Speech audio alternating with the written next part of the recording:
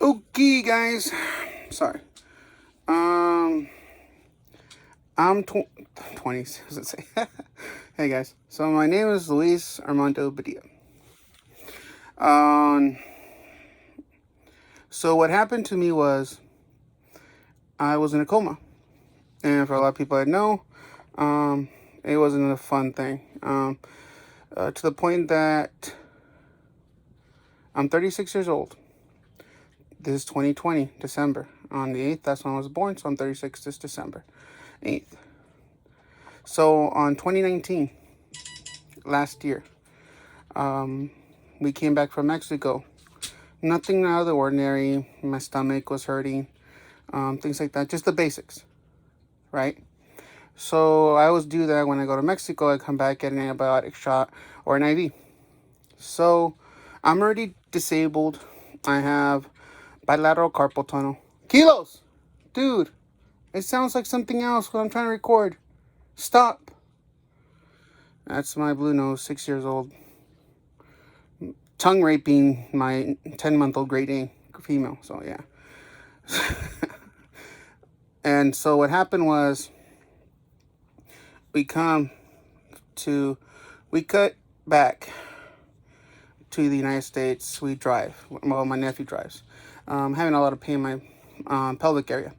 Normal bladder problems or whatever. They say I might drink some ice or water from Mexico. I always use bottles, but could have sneaked in with food or anything.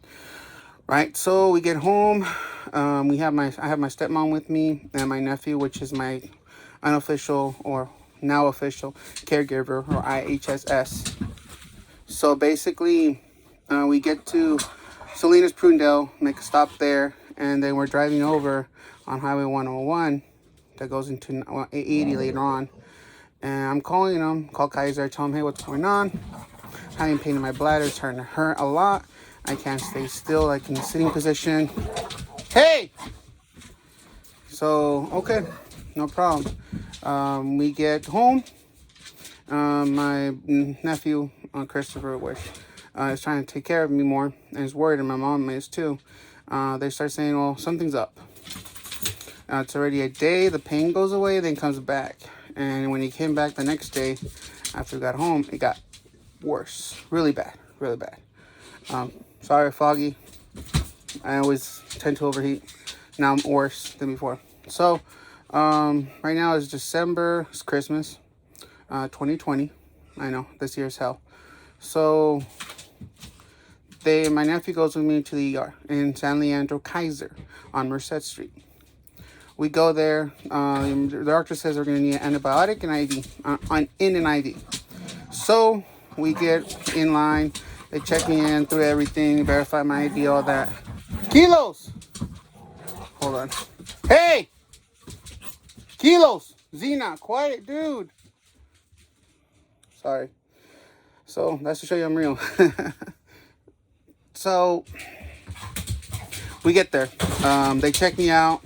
Everything's fine. They just said I'm in a lot of pain. I take painkillers already because of I am already disabled, so I take morphine and I take hydrocodone. Zena! So I take those two things already.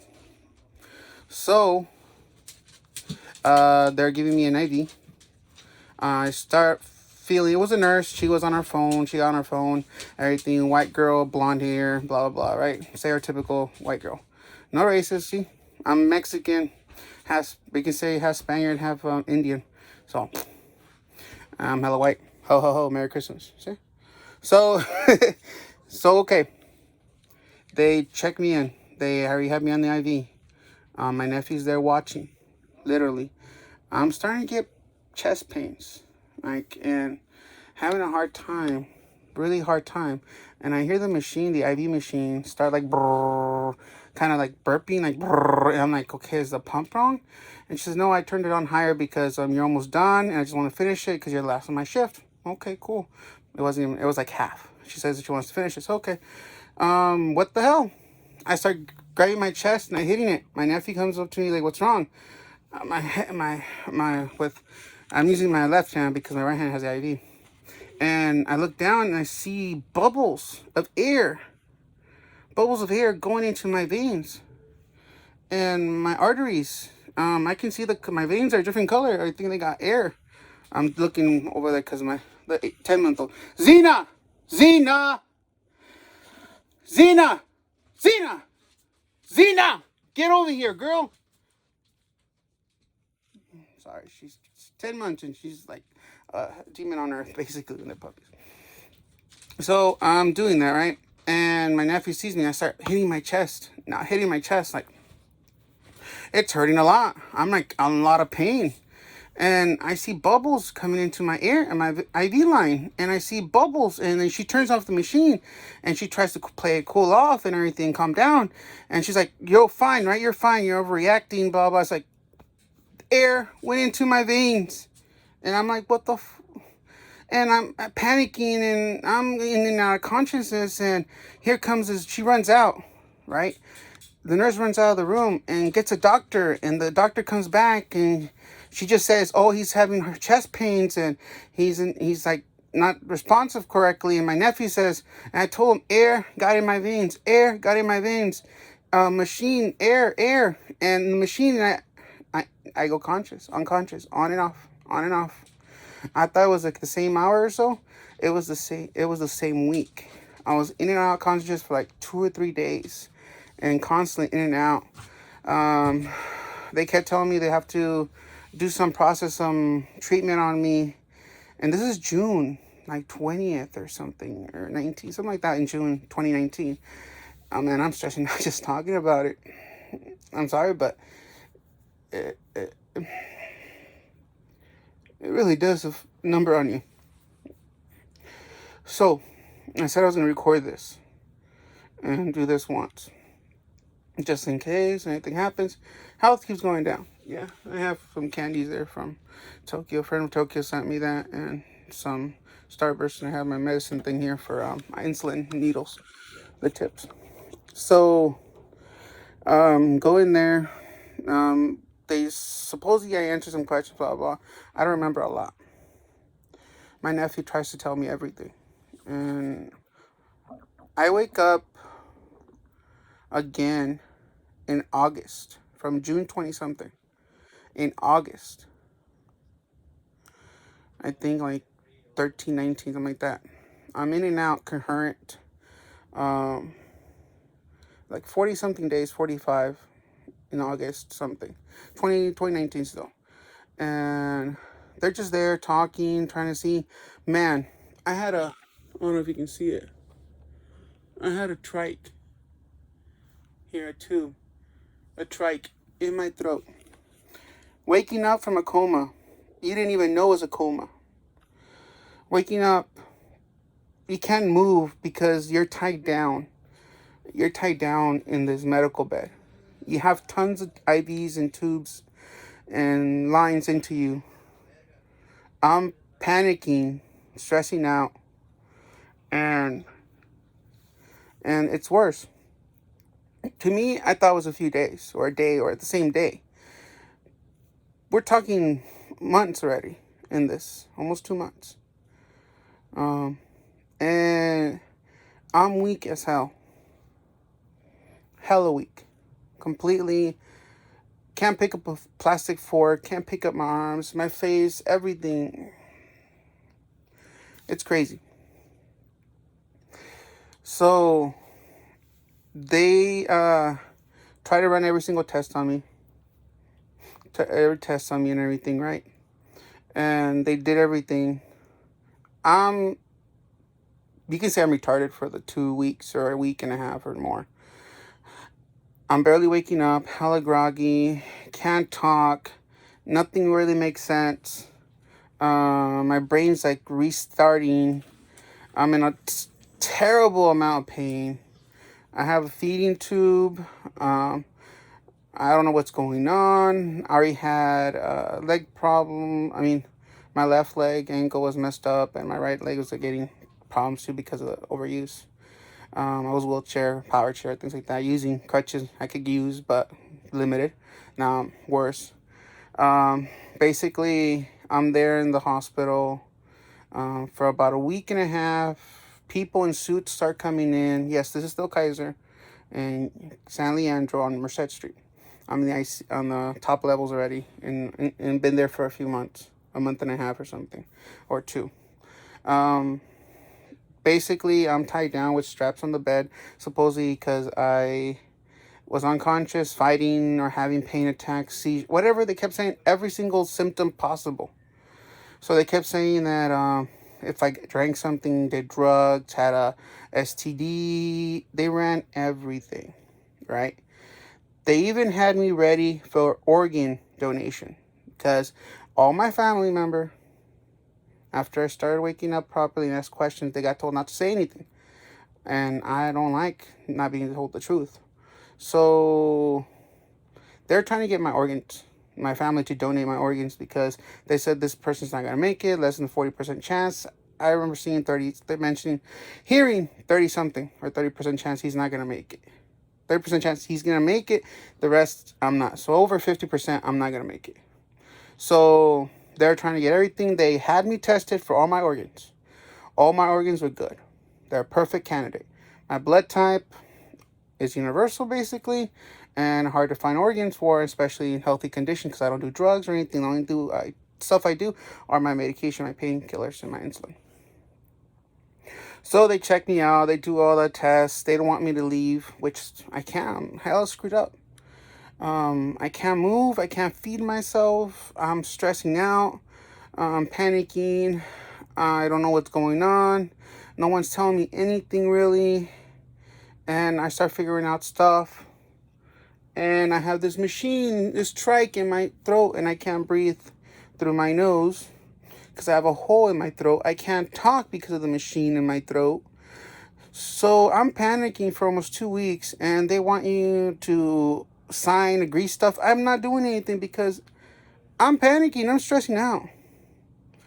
And my brain, something triggered, said, don't sign anything. Don't do anything. When you're down in your luck and people want you to sign stuff, don't sign it because it might be bad.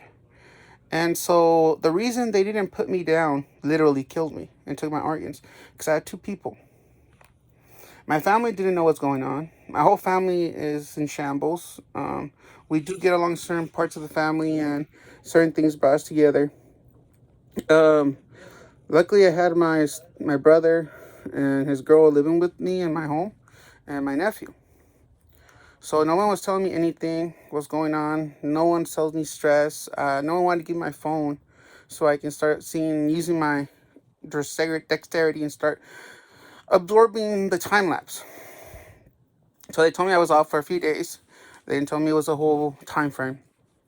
Doctors came checking. I had more massive pain that I've ever had in my life, and I already taking morphine and Norco. We're talking high doses. And they even said I had fentanyl in my system to keep me from screaming of my guts out in pain. So I have pain everywhere. My nerves, my feet, my ankle, everything, my joints, everything hurt so bad. And I'm so weak that even common sense, am I eating? Am I pooping? Oh no, then I thought I'm having some. Pollo! No grabes, güey, estoy grabando! Pollo! Pollo!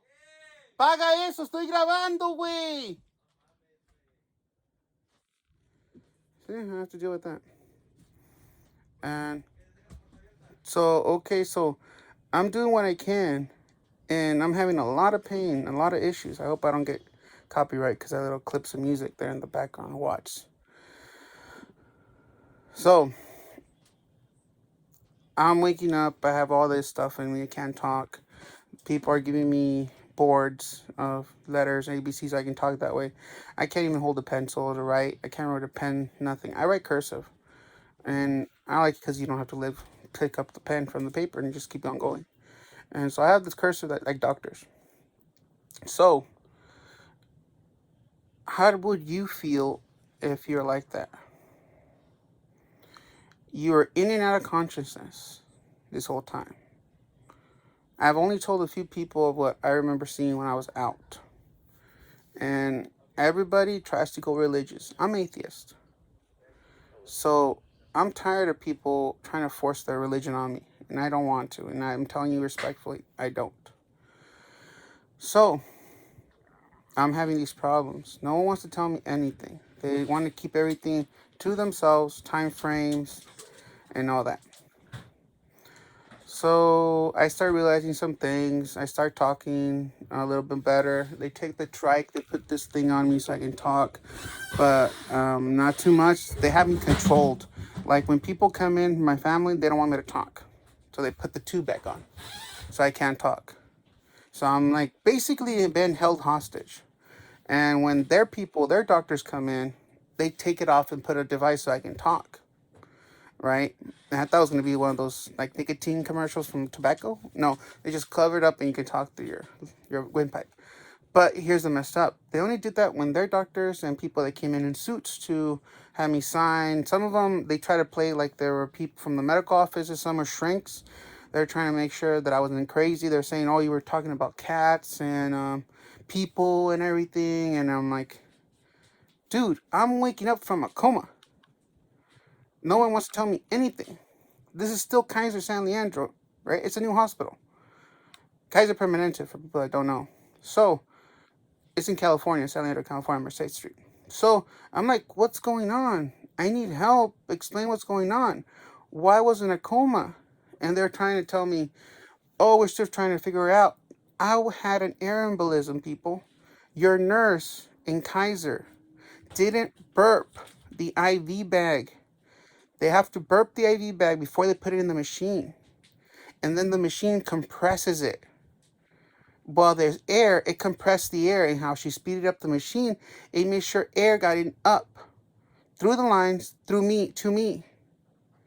So I got air in my veins. Hold on. Zena! Zena!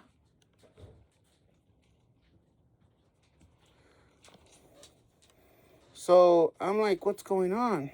I'm having a lot of pain, everything. Oh, I think she made a mess. Man. So, okay. I figured out and I started being more cautious what I say and talk because Zena! Stop, girl. Zena! Stop. So, I'm mad. I'm having a lot of problems. I stay quiet. They're trying to get me to say anything else they wanted me to say to get off the hook and say it was an air embolism. I'm still covered under Kiaser through the state and everything, right? And I have a lot of medical conditions. But from there, I was there for about a month or two. August, I was still there. September, I was still there. In October, right, it's when they were going to transfer me out. They don't want me to go home. No, they have that trach on me still, right? But I'm breathing through oxygen, everything, having a lot of problems with the oxygen machine. They had this trach going through a humidifier, and because they don't use trachs that much in the hospital, or that's too new, I was freezing. One night I woke up, my whole body felt like an icicle. I was freezing. My lips are blue. They didn't say anything. They didn't do anything. They had me hooked up to everything. They knew my temperatures was dropping hella low. They didn't say anything. I woke up. And I'm like, what the hell's going on? I'm freezing. And they're trying to, oh, you're fine. Like, no, I'm freezing. I have grab her hand. Well, they're just going to put it here. And it was frozen. And she, oh my God. So she starts like, dude, like, what the fudge? Like, really? And I'm like, okay, something else is up. I'm starting to think I'm on the hit list. Get this asshole killed, because if he starts talking or anything, it's going to be bad for us. So, my family, I remember they tried to get people, newscasts, all that, to talk about it. No one did. And so I tried to call attorneys. A lot of attorneys told me no, because you just survived, you didn't die. And California has so many legal laws and blah, blah, blah. And I'm like, okay, so that's worse. So I'm going to make this video just in case I don't survive too long or something happens. I have a bad feeling already. So, yeah, it's bad. So I was down, I think, 50 pounds. I was weighing 320, and I was down to, no, more than 50 pounds, like 70 or 80 pounds. I was down to like 200 pounds, 200 something. And I was getting literally soggy skin and everything. And they had to give me baths. I had a catheter. I had a hose up my ass, basically. So, okay. Did all that. They transferred me to a house, Kiaser K-pop, what they call it in Hayward. It's a assisted living facility for elderly people with hospice, people with addiction, things like that. So they try to do everything, see if I had problems, right? So they're trying to say something's up. Before that, they tried to get me transferred. They had me try to sign discharge. I said, I'm not signing nothing. I'm not signing anything. And I'm telling you right now, no one else can sign but me. I'm not signing anything. So they finally come up to me. They gave me this envelope. We're going to transfer you to a hospice, living facility. And I look it up, and it's mostly for drug addiction, things like that, right? Where people are going to die. And I start asking guys a question. They don't want to answer. They just want to talk to me. And they say, well, we ended up concluding you had an embolism. We don't know how you had an embolism. You don't know how I had an embolism? This is a high-end, technical, expensive hospital. You don't know how I had an embolism? I told you how I had an embolism. I came with just an IV and an antibiotic in the IV. I walked out. No, I got gurneyed out to another hospice. Yeah, a hospice. I'm taking so much painkillers in my IV because I feel so much pain. Light touches my feet. It feels like it's burning. No one can answer that question. All my sensory in my skin, everything feels like hell. My hair, look, got cut off. This is all it's grown since a year. All this hair was gone. They only left some of it, the long hair in the back. All of it was gone. They had to cut my hair. So what they started talking about, nurses started talking about me when they were giving me therapy. They didn't want me to go to the restroom. They want me having on these machines. No, I need to go to the restroom. I need to eat. And I says, no, you're not. I don't know how, but I end up pulling the feeding tube out. Somehow moving me too much. I would go to sleep and I would wake up strapped down to the bed. I was on high alert. I felt like if I stayed alone or something was up, I was going to get killed. Yeah, that's how bad I was. So basically, I already had PTSD, basically, from previous life experiences. Now I have PTSD now for medical, from hospitals, for injections, for insulin, for anything. Yeah, from all this scenario. So, it's so bad that I would cry myself to sleep, and I couldn't sleep. I had to ask them for some sort of sleeping aid. They were trying to experimental medication on me to tell me to sleep, which some of them did work, and I couldn't sleep without it. At the end, they didn't tell me which one it was, and they kept it hush-hush. Okay. So they had me on this Metreon bed. That's what kept me alive. So during the coma, I had swollen up so big, huge swollen. My hands were huge, my feet were huge. I looked massive, and it was swelling. So what happened was my body converted that air in my veins to water. So my whole body was swollen up and everything. I was out of it. I saw some pictures. Hopefully I can add them at the end or during the video somehow. I'm not good at editing. So basically that happens. They give me, they put me in this Metreon bed. This Metreon bed, it's like a rotisserie. You rotate in there. What happened was it kept all that water, once it went through my system, my body, it went through my lungs, and I was drowning. So they had me in this machine rotating. They're only supposed to keep you maximum in the Metreon bed for like 14 days or 15 days max. I was in there for 20-something, but it kept me alive. And if that wasn't stabilizing me, I had to go to Stanford. And Stanford, they were going to specialize because I had lung problems. So I woke up. I had marks in my chest for like cuts, to make cuts. So they were I had a heart attack or whatever, or they were going to transfer my lungs or artificial. They were trying everything to keep me alive because they didn't know what was going on. So after all that stabilized, they got me out of the machine. They didn't know what damage was going to cause by the machine. So I have nerve pain, all my legs, my body, my arms, my hands swell up. My diabetes, they show I was controlled. I could eat anything I wanted except for candies or bread. But I was normal. Sugar levels were normal. But once they gave me a little piece of bread or starches, sugar went skyrocketing. I mean, like, skyrocketing, like 400. I was 65, 180. That's normal under 200, right? For a diabetic.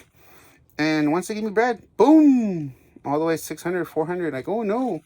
And they gave me insulin shots, instant ones, not the Lantus that I normally take for short, right? So okay, so I can't have bread, no graham crackers, none of that. Even if the crunchy stuff, yeah, that sucks, huh? But that's what they told me.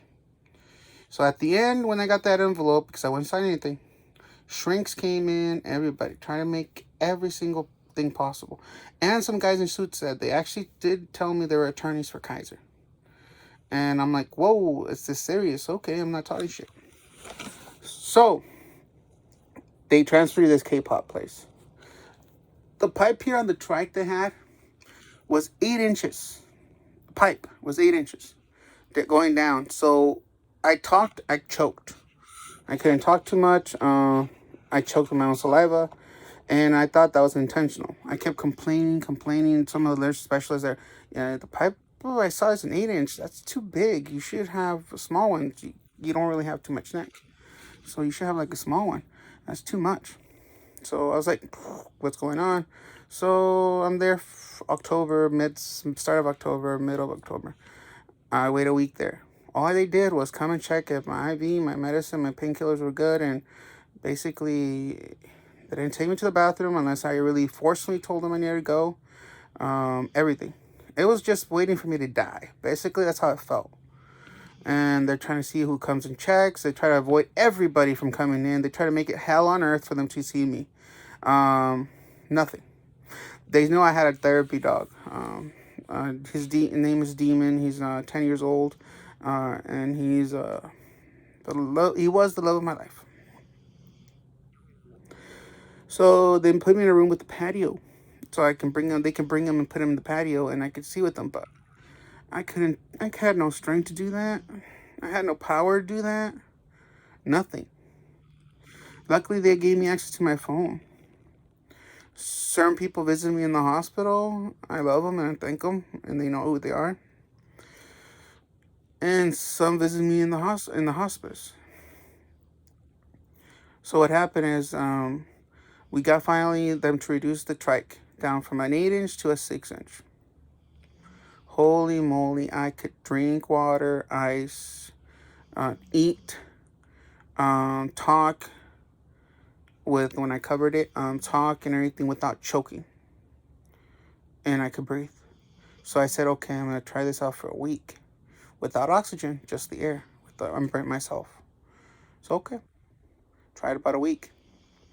What do you know? I'm not that stupid that retarded that weak, but I'm weak as hell, right? I can't walk, can't do much at all without falling on my ass, I bet.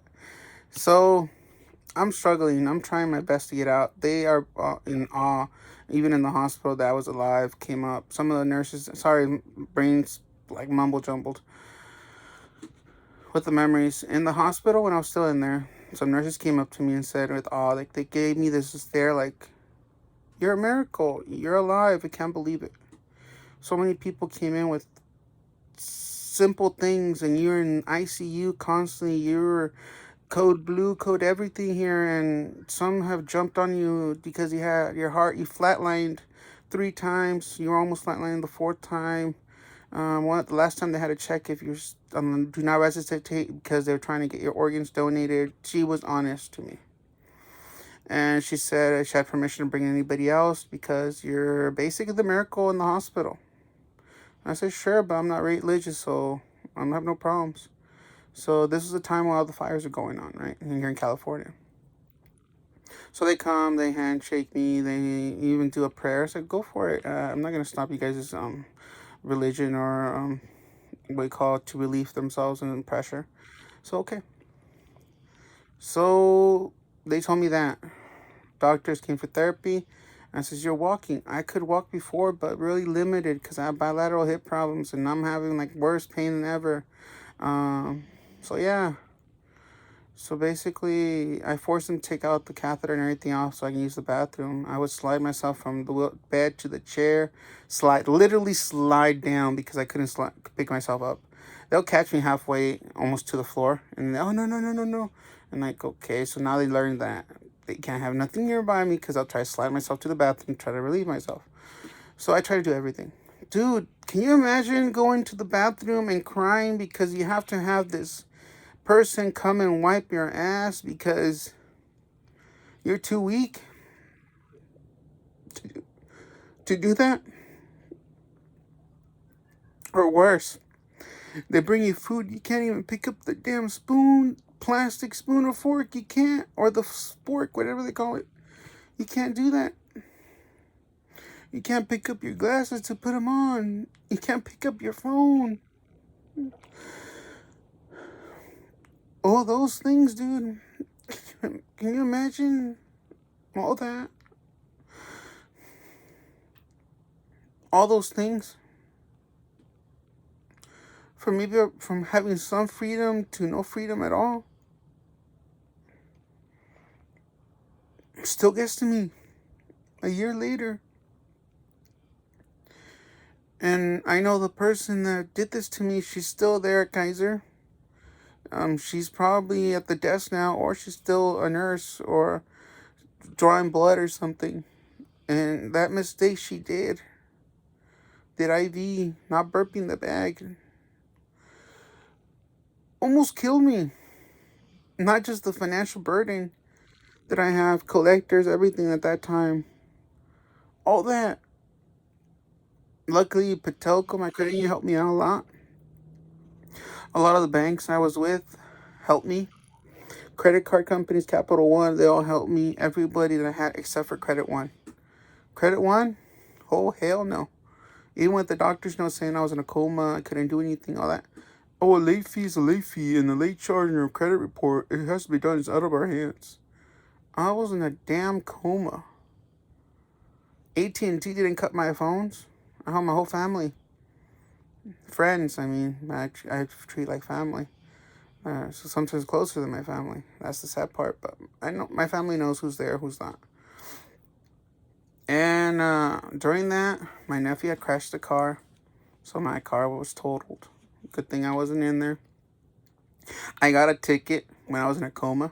Yeah, damn CHP officer gave a ticket to me when I was in a coma. It was my nephew, and I still gave him a ticket to my nephew too, but he was driving the car and got a ticket, and I got the ticket. I'm in a coma. That was a fun day going to court and telling the cop, at the judge, I was in a coma. And yeah, he expunged it. I only did a 20 charge for removing the citation. Still, I had to go. So, okay. So I'm at this place. I'm still at K-pop now. Right, so. And bring this Brazilian lady or Portuguese lady. And she sounds like the exorcism. She has some weird-ass virus or something. It might have been COVID, I don't know. And people are coming with hazmat suits and everything. And it's October. And she's dying some weird-ass mumbo-jumbo. She's saying people kill her in her language, and I even had the iPhone translator on Google. I told her and translate. She said like, "Kill me, blah blah, the devil, blah," all kinds of weird stuff. I'm like, damn, the exorcism. I'm having the Emily Rose here, exorcism or something. So okay, I call the doctors and I tell them, hey, what's going on? Can I get moved to another room or can I leave? And I said, no, you're still in critical condition and we can't have you leaving and everything. Oh, critical condition. No one comes into my room but to bring me food, check if I'm alive. That's it. No, if I need anything else, unless I call him. And it's, it goes several hours. You should go poop. Nope. Nothing. I had to call him, tell him everything. Food, everything was yuck. They had me for a morbidly obese room, so I had my own room because I was really bad. So at the end, I tell them, "Give me the head nurse, please." Get the head nurse. I want to discharge. I want to discharge myself. I know I have this trike. What I did on my free time, I looked up the schematics on the trike. Looked it up. I found out the PDF file and see how to close trikes. They can use basically, they had me with the trike there at the at this K-pop place, and I felt hostage. I couldn't leave because they wanted me to stay and scared. So okay. They got me the doctor. The doctor, he's a little prick because he knew I wanted to discharge. He says, well, I can't have you discharged. There's nothing you can do about it, and you're staying here. You need to stay here. You have treatment. You have everything. I said, look, here are the words I'm saying right now. And your head nurse is right here. And there's my nephew and everything here now. I, Luis Armando Badilla, out of sound mind and body, and I'm still suffering, want a discharge. Now is my right. You can't stop me. If you try to stop me, I will call the police. And you have no right to stop me. And I'm refusing further medical from you in this facility at this point, right? Oh, you can't do that. I had to say those words to let me out, dude. They didn't want me out. So I'm weak as hell. I can't walk. Nothing. They didn't offer me a wheelchair, nothing to try to leave. They even said, once you discharge, you're on your own, buddy. Don't come back telling me you need me to remove that trach. None of that. You're on your own. Don't call me for pain medication. Nothing. Nada. Zip, zilch, zip, nada. That's it. Don't. And I said, you're trying to threaten me to stay here. Now I know something's up. I told him, I want out. You think I'm going to come back here if I'm dying? I'm going to call 911, go to an emergency room, not come here.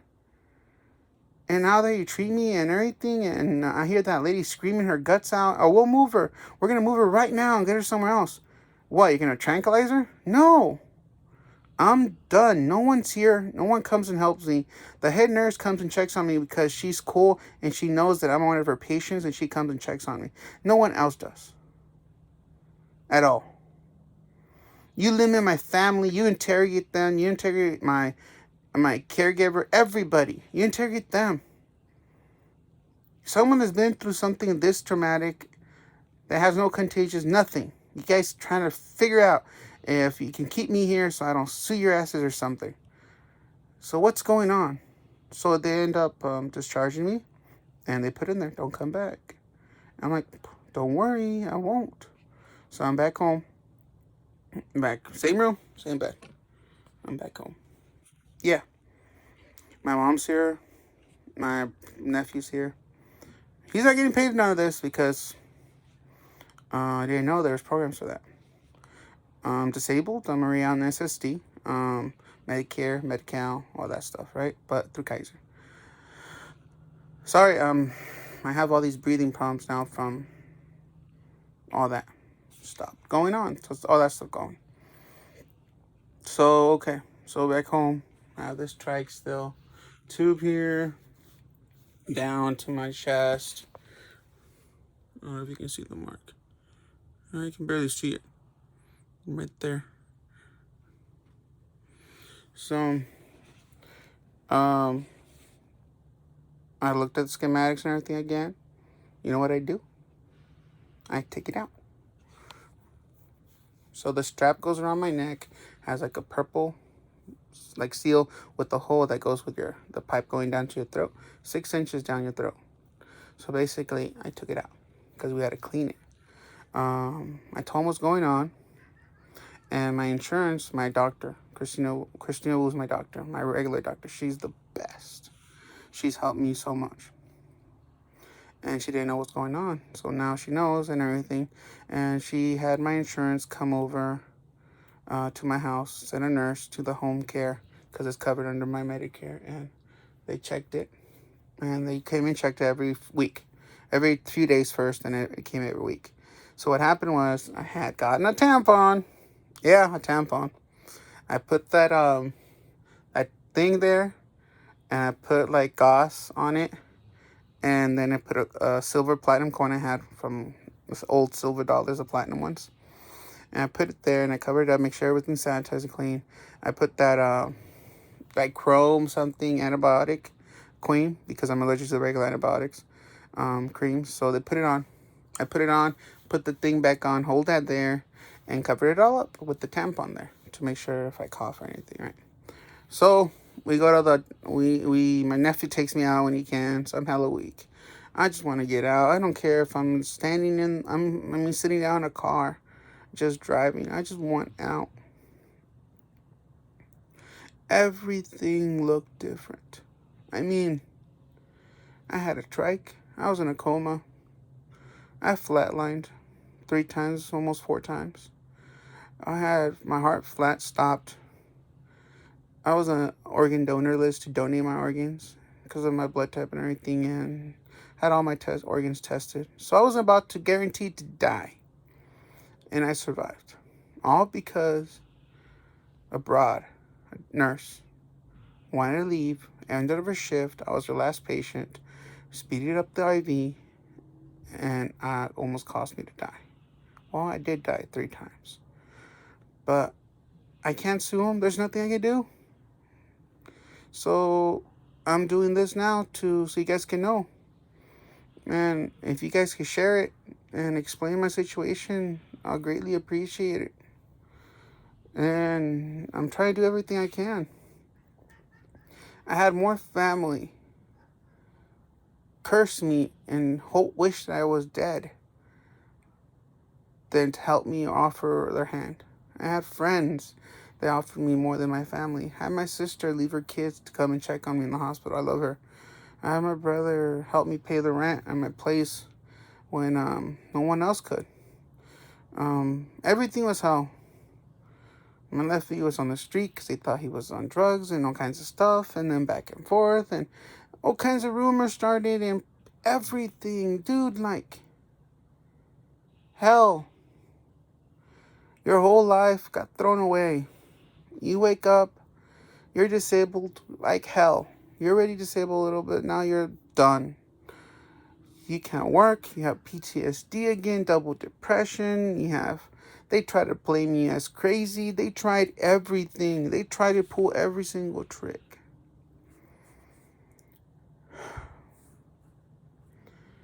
And luckily, I had a lawsuit going on, workers' comp lawsuit from an injury on my left leg and ankle, right? And that settled. Once I woke up, they thought I was dead because I wasn't responding to summons and all that. I closed that case after waking up, used my settlement, some of it. Because basically you're dead, yeah. And I spent some money there, yeah. All medical money to try to get better. Got a truck. I wanted a lifted truck. I got a lifted truck. Put the steps. I have a wheelchair crane for my power wheelchair to pick it up, put it in the back trunk. In the bed. My nephew drives me everywhere. Sometimes I want to drive, but I can't too far, so I drive a little bit. But it's fun. But it sucks that a nurse mistake that they're trained and a slip up because she was on her phone on the time she was doing that and checking I don't know what or texting who kills you. And now it's already a year more since I woke up.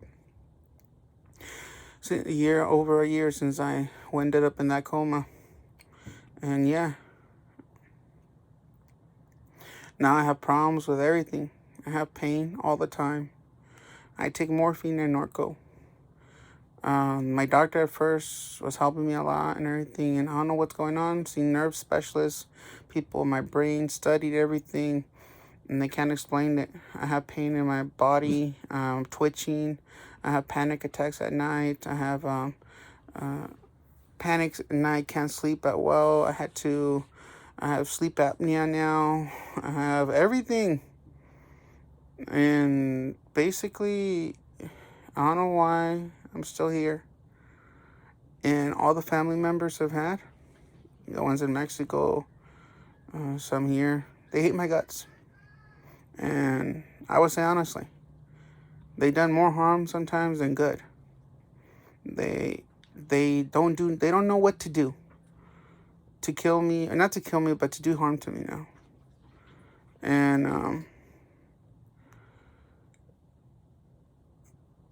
I'm tired of being alone. I know I'm not alone. I have people I could trust and talk to, but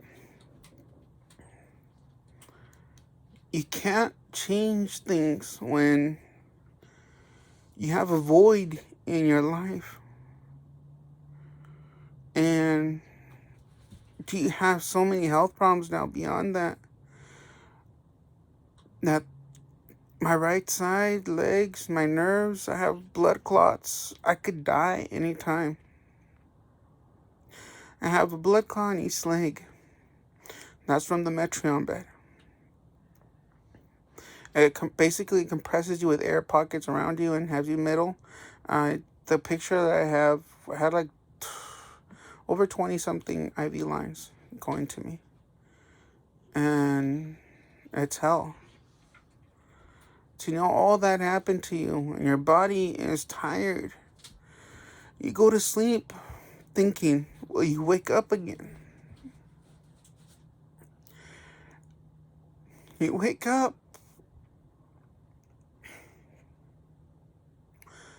and then you think about all the stupid shit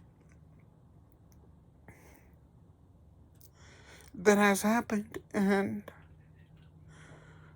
there's nothing they will do but now it's just keep me with my medicine, and that's it. I have more pain than I had before. They don't want to increase my pain medication, nothing. I'm mostly in this bed here all the time. 99% of the time I'm here. I use a urinal. When I'm up, sometimes I get to the bathroom, I take a shower sometimes without help. I'm sitting down in the tub. So yeah, I don't even know the name of that nurse. I remember her face clearly. It's like the face of the person that tried to kill you. You think you can forget that? Right now I'm having this pain right here. My heart. It's stressful as hell to relive this stuff and explain it. And then waking up thinking, oh shit, am I awake or am I dead or am I dreaming? And then thinking every night when you go to sleep, if this is the last night you're going to be here. Comas, people don't know about comas. They don't know how it reacts to your body. They don't know anything about it. There's people that have been in comas for years, decades. There's someone over 30 years. And some of the pictures I've shown people with my coma, they're crazy. Like, what the hell? It's too much. Dude, I lived that. That was me. That was me, dude.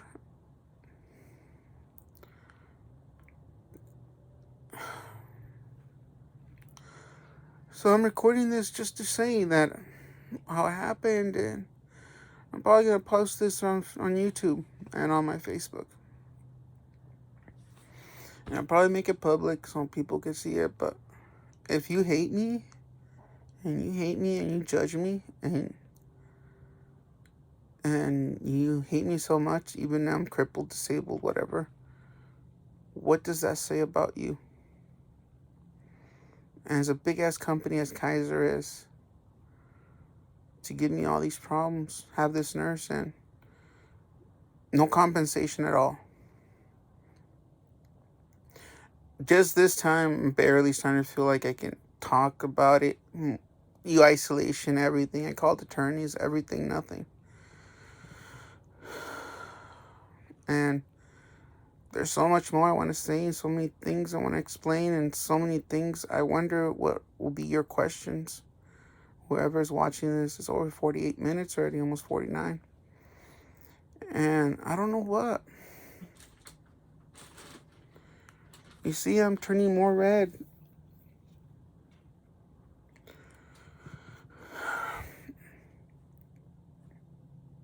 And yeah. And I've been through all that.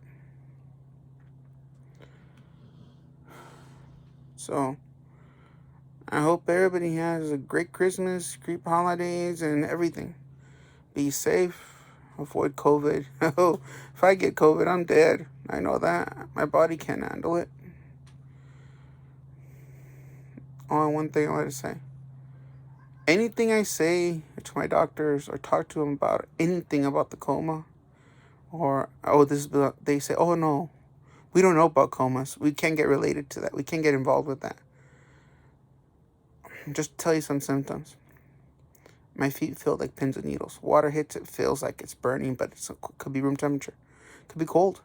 It pins like pins and needles. Light hits it. It feels like I'm being stabbed with millions and billions of needles. I've been with acupuncture before. No, I mean needles like in hatred. Hair follicles all hurt. Everything on my feet and legs. You touch me on my thigh, anything feels like you're stabbing me. Something warm touching me, it feels like it's lava.